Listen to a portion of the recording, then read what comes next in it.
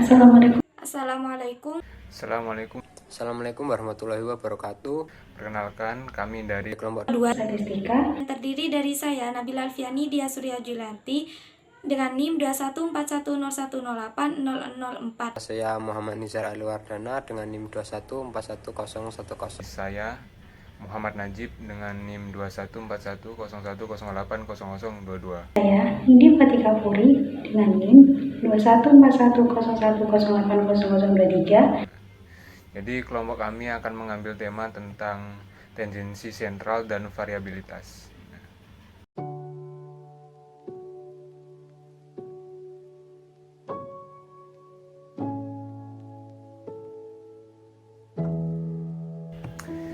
Baik, jadi yang pertama, apa sih tendensi sentral itu?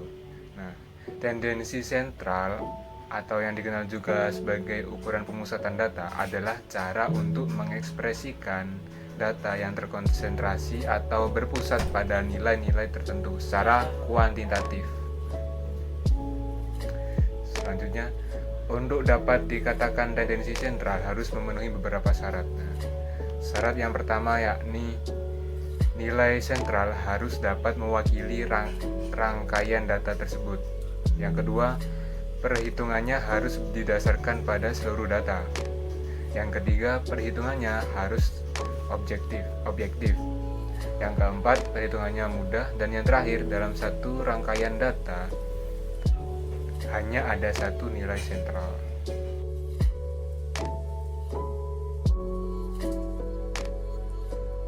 Yang pertama, mean. Mean, atau dikenal juga dengan rata-rata, merupakan salah satu jenis dari tendensi sentral. Mean merupakan salah satu sarana yang digunakan untuk proses pengukuran pemusatan data, yang umumnya digunakan maupun dimengerti karena ia sangat mudah untuk diaplikasikan.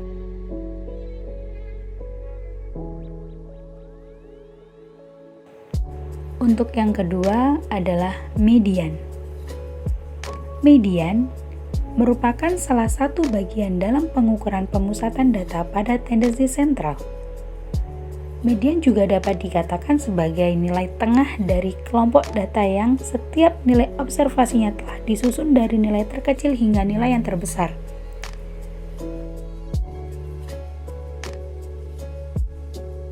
Modus merupakan nilai yang paling sering muncul atau frekuensi terbesar dari seperangkat data atau observasi, mencerminkan yang paling tipikal atau kasus yang paling umum. Kalau kita ingin segera mengetahui nilai pemusatan, maka kita harus menghitung modus. Jadi modus itu adalah nilai yang paling sering muncul dalam sebuah data atau observasi.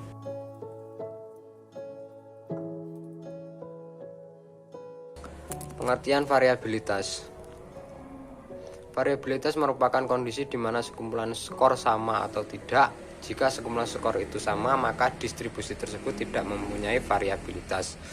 Besar kecilnya variabilitas merupakan gambaran tentang penyebaran distribusi. Selanjutnya, variabilitas terdapat dua kegunaan. Yang pertama yaitu memberikan indikasi bagaimana tingkat akurasi rata-rata dalam menjalankan distribusi. Yang kedua yaitu variabilitas memberikan indikasi berapa tepatnya suatu skor atau kelompok skor menggambarkan keseluruhan distribusi. Jenis-jenis variabilitas. Jenis-jenis variabilitas di sini ada 3. Yang pertama rank. Rank adalah perbedaan antara skor terbesar dan skor terkecil. Rank ini memberikan gambaran umum tentang sejauh mana data tersebar, tetapi tidak memberikan informasi tentang distribusi data di antara nilai-nilai tersebut. Yang kedua yaitu standar defisiasi. Standar defisiasi disimbolkan dengan SD. Adalah suatu statistik yang digunakan untuk menggambarkan variabilitas dalam suatu distribusi maupun variabilitas beberapa distribusi. Standar defisiasi ini memberikan ukuran variasi yang lebih mudah diimplementasikan karena memiliki suatu yang sama dengan data asli. Standar deviasi mengindikasikan seberapa jauh rata-rata data dari nilai pusatnya. Dan semakin tinggi standar deviasi, semakin besar variasi data. Yang ketiga yaitu varians.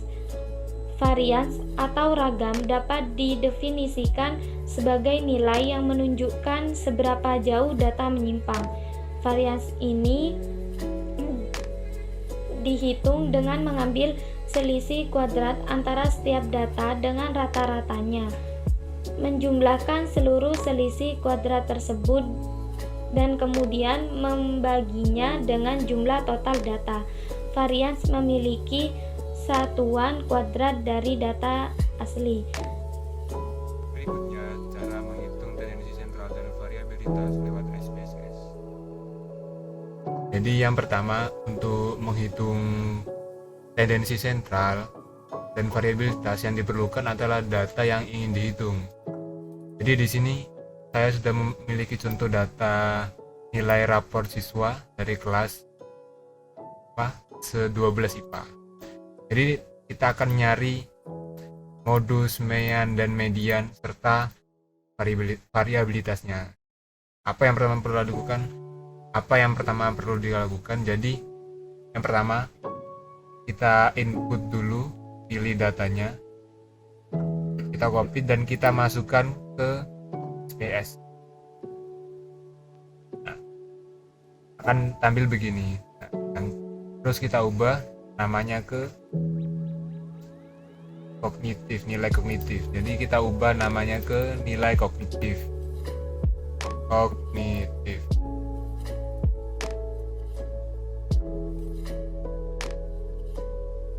Karena data yang kita perlukan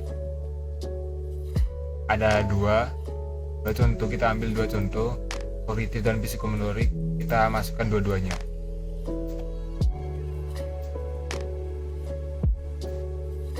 Sama kayak tadi, terus kita ubah jadi psikomotorik.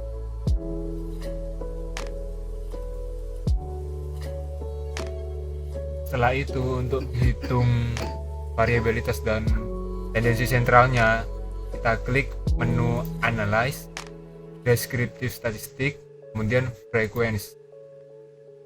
Kita masukkan data tadi ke variabel dengan klik anak panah. Begitupun psikomotorik. Untuk memilih data yang tendensi sentral yang perlu dilakukan adalah klik statistik tadi, kemudian mean, median, dan mode ini kita centang. Untuk variabilitas kita centang ini standard deviation, variance, dan range.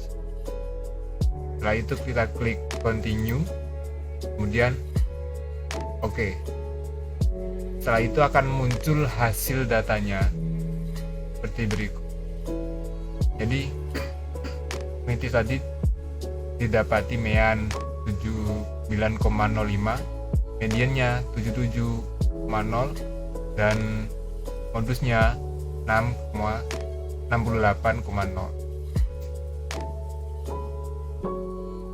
Jadi cukup simpel untuk menghitung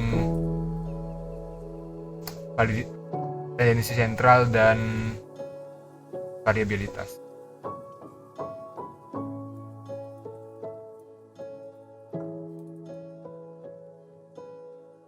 Cukup sekian dari kelompok kami. Assalamualaikum warahmatullahi wabarakatuh.